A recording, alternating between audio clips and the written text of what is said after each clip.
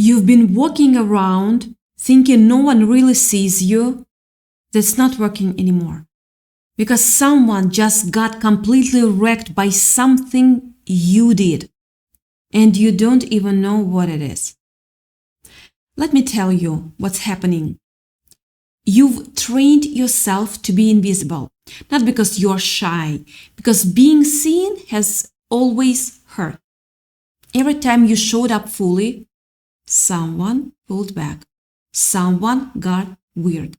Someone made you feel like you were too much or too enough or just wrong somehow. So you learned to dim it, to pull back before anyone could reject you, to keep your real self behind something. A poker face, a quiet energy, a way of standing that says, I'm fine, when you are really just protecting something incredibly soft underneath. And here is where it gets strange. That thing you've been hiding, someone just saw it. Not the performance, not the polite version, the real one, the one you barely show yourself. I'm feeling like I need to back up for a second.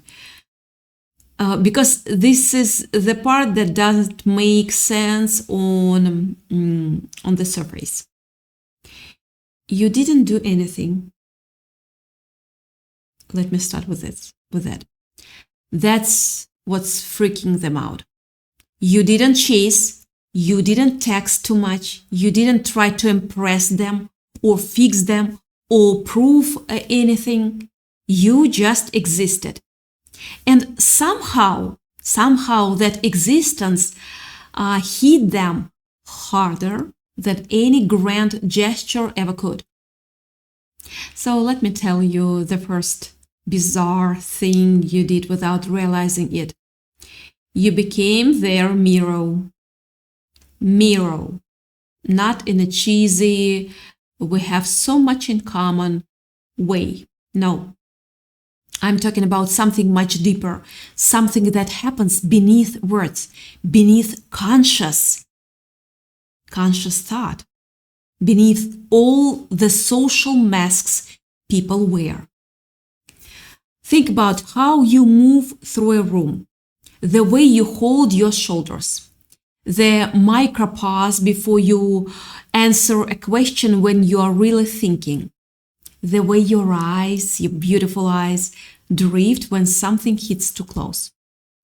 The energy that comes off you when you're just standing there, not performing, not trying to be anyone. They noticed all of it. And here's what's wild.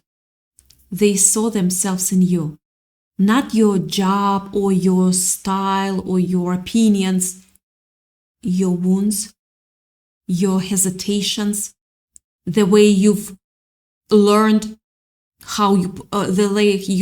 the way you've learned to protect something tender by looking a little cold on the outside. You wanted to know how to tell the difference between the real divine connection and just love bombing from a narcissist. Here it is. Love bombing feels fast and loud and overwhelming. This feels like coming home to a house you forgot you built. This person has walls, thick ones. Maybe you do too. You've both learned that showing your real self gets you hurt. So you built something, a fortress, a way of being that keeps people at exactly the right distance. Close enough not to be alone, far enough not to get destroyed. But here is what happened. When you stood there with your quiet energy, with your poker face, that's really just fear dressed up as calm, without your avoidant pullback that says, I'll leave before you do. They recognized that, not intellectually, deep down in the part of their body that knows things before the brain catches up. And that recognition, it spooked them because no one has ever seen that part before. Not really. People see the first surface. They see the performance. They see what you want them to see. But this person looked at you and somehow saw the blueprint, the original wounds, the reason you learned to be this way in the first place. That's what I mean when I say you are their mirror. You're not copying them. You are not trying to match their energy. You just happen to have the same cracks in the same places. And when someone sees their own cracks reflected back at them, something breaks open. Always. You asked me to explain why intense avoidance is actually a survival mechanism, not a sign they don't love you. Let me get brutally honest with this. When someone has been hurt, the way this person has been hurt, and the way you have, whether you admit it or not, or not, closeness feels dangerous. Not because they don't want it, because they have learned that every time they let someone in, that someone eventually leaves or betrays or reveals that they never really saw them at all. So they built walls, thick ones, towers almost. And they learned to live behind those walls. They tell themselves they are fine. They tell themselves they don't need anyone. They tell themselves that being alone is better than being hurt again. But here is what they didn't expect. You live behind walls too. And somehow your walls recognize their walls, not in a sad, lonely way, in a way that says, I know exactly why you built that. I built the same one. That's the mirror. That's the first bizarre thing. Now let me tell you about the second one. You know things about them, things you shouldn't know, things no one has ever known, and you didn't even realize you knew them. This is the part that's really messing with their heads.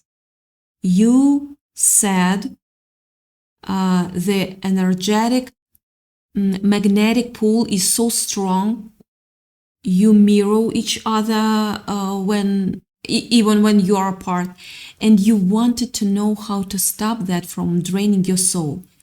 But here is the truth. That pull isn't draining you. What's draining you is fighting it. And let me explain what I mean. Have you ever been around someone and just known something? Not because they told you, not because you figured it out logically. You just felt it.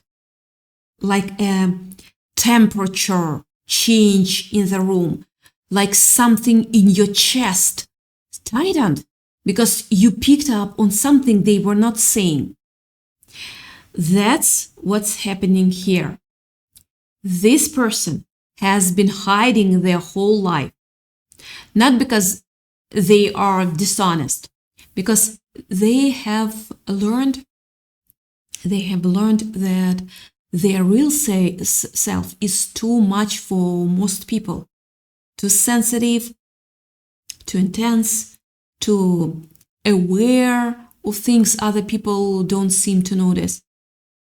So they learned to shrink, to make themselves smaller, to only show the parts that feel safe.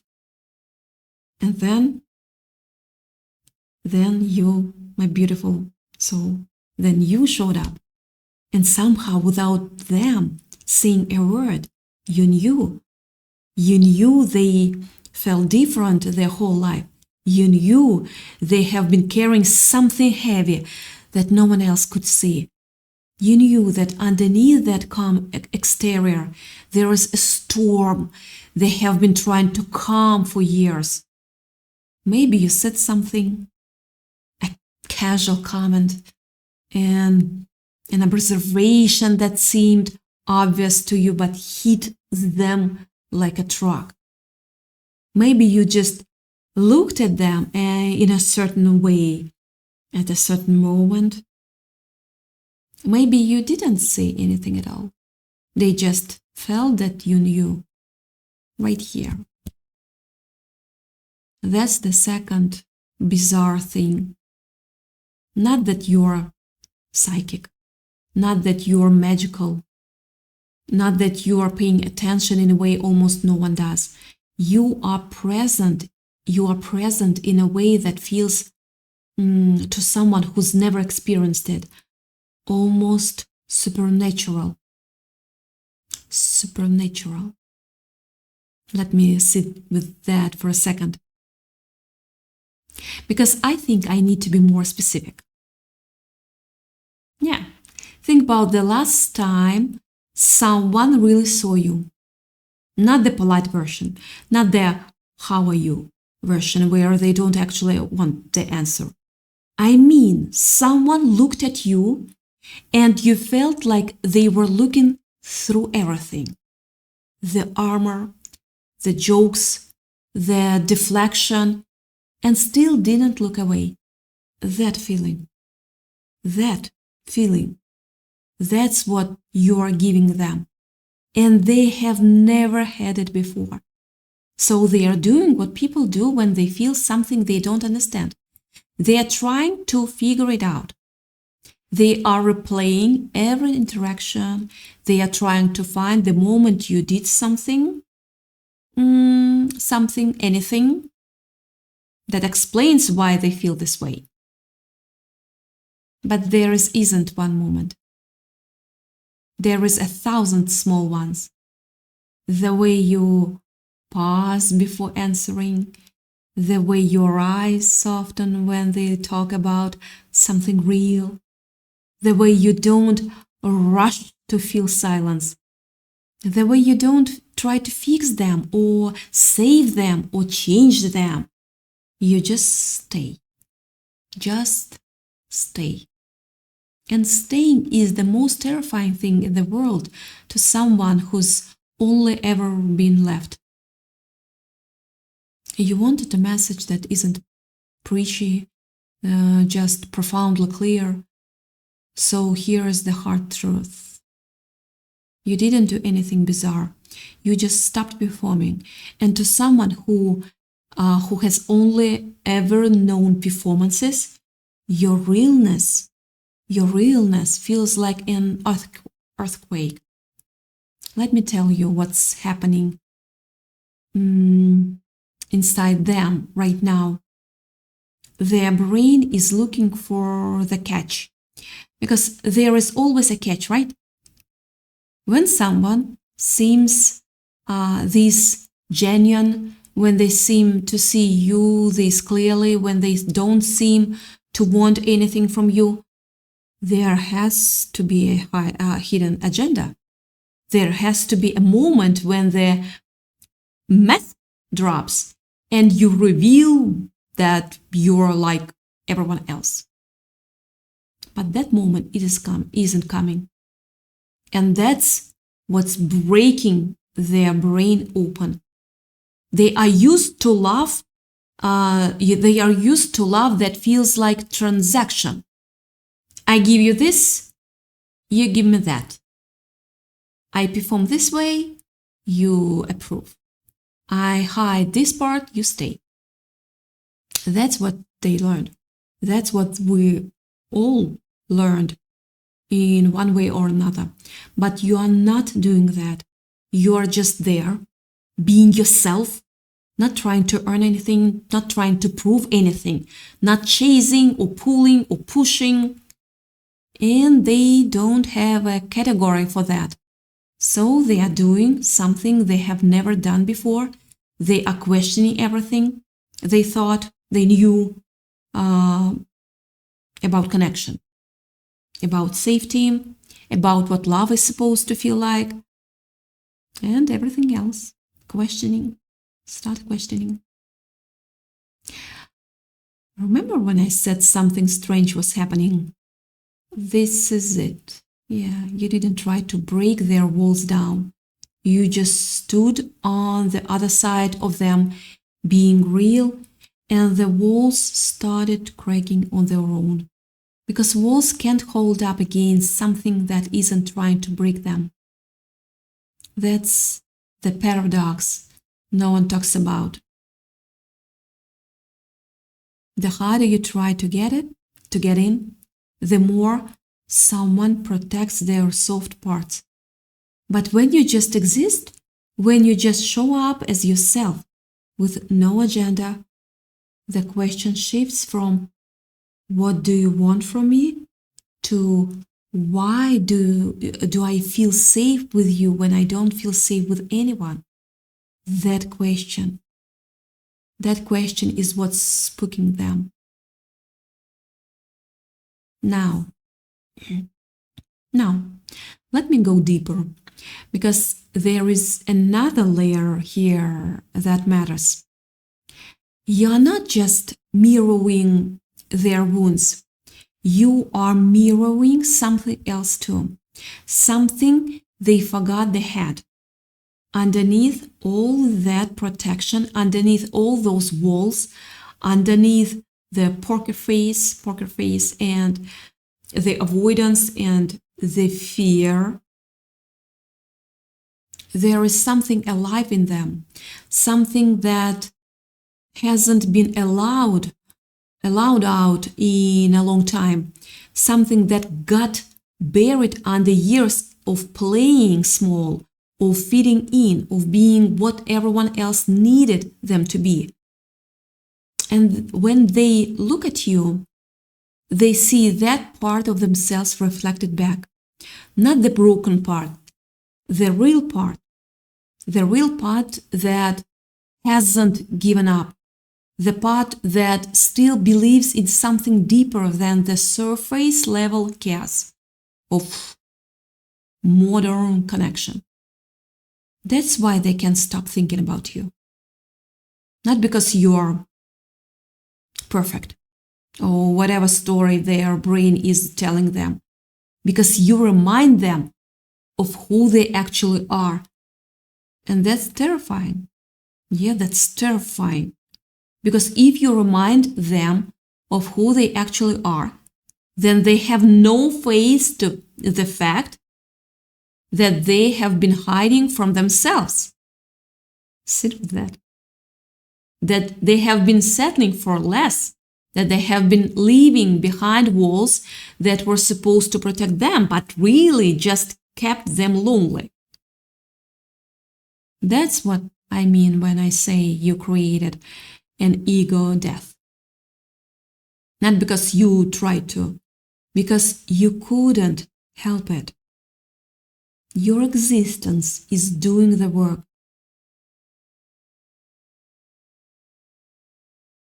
Let me tell you about the second wave of this, because it goes even deeper. Remember when I said you know things about them without being told? Here's what's really happening with that. You're not reading their mind. You're not psychic in the way they think. You're just paying attention. And you've learned to pay attention because you know what it feels like to be invisible. You know what it feels like to have no one notice the small things about you. So you notice the small things about them. The way their voice changes when they talk about something that actually matters. The micro expression that crosses their face before they put the mask back on. The topics they circle around but never land on. the way they hold their body when they are about to say something vulnerable and they don't. You notice all of it. And to someone who has spent their whole life feeling invisible, being noticed, feels like magic. But here's the part they don't understand yet. And honestly, you might not either. You're not doing this to get something from them. You're not noticing these things as a strategy. You're just like this. You're the kind of person who pays attention, who cares about the real stuff, who can't help but see beneath the surface because the surface has always felt like a lie to you, too. You want to know if it's a twin flame or just a false matrix illusion keeping you trapped in a fantasy. Here is the real question. Does being around them make you more yourself or less? Do you feel like you have to perform, to earn, to prove? Or do you feel like something in you that was sleeping is finally waking up? That's your answer. That's your answer. Because here is what no one tells you about this kind of connections. They are not supposed to be easy.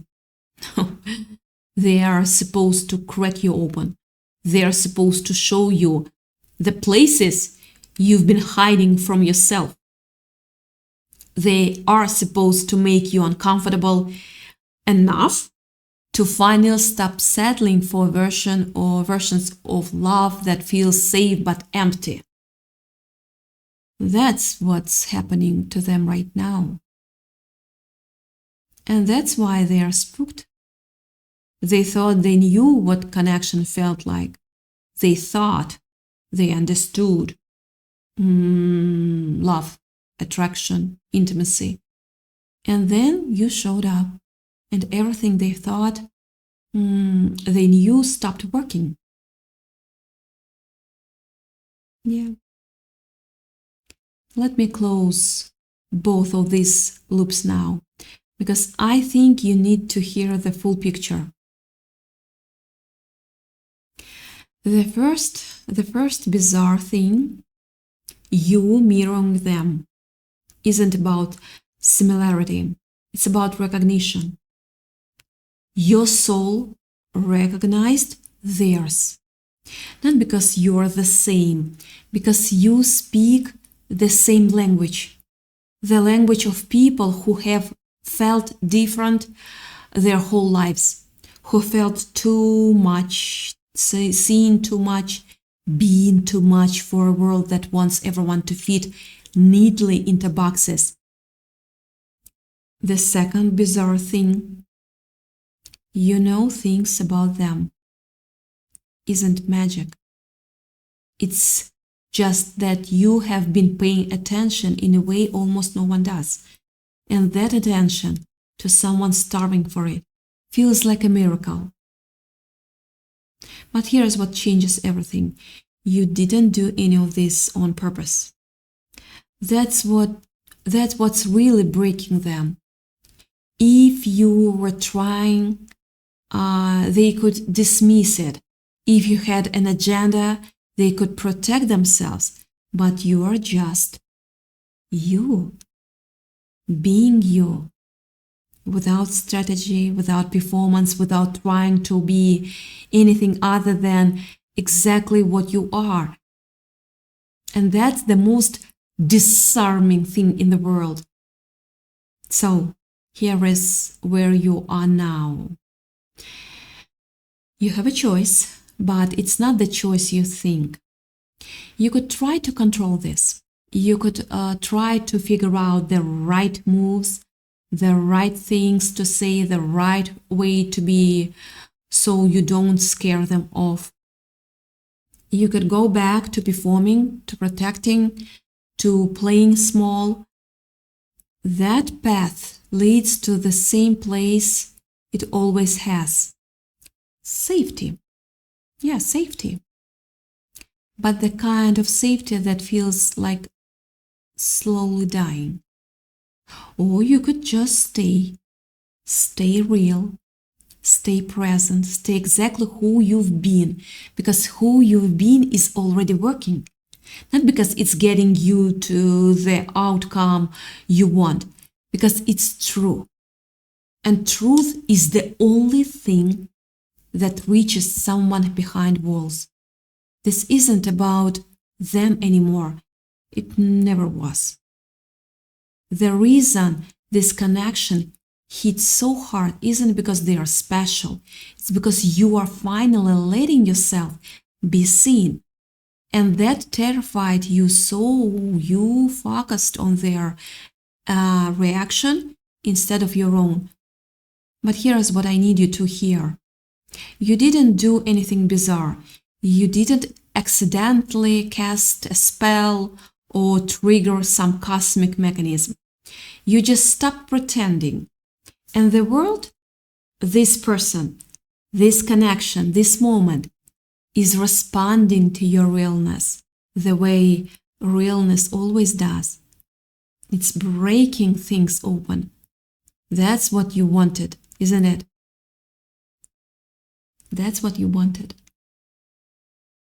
Not just to be loved, to be seen, to be known, to stop performing and find out if you are actually,